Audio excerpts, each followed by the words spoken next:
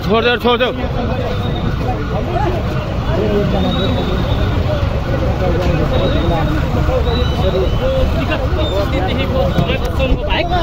अरू कोही पनि व्यक्ति यहाँ जुन त्याग र बलिदान दिएको थियो त्यो त्याग र बलिदानको चाहिँ कदर गरेन हो। जयन्तीका मागहरू र एजेन्डाहरूमा कुठाराघात भयो। त्यसै कारण आज शान्तिपूर्ण प्रदर्शनमा हामी पोखरादेखि अन्य जिल्लाहरूबाट साथीहरू आउने क्रम जारी नै थियो।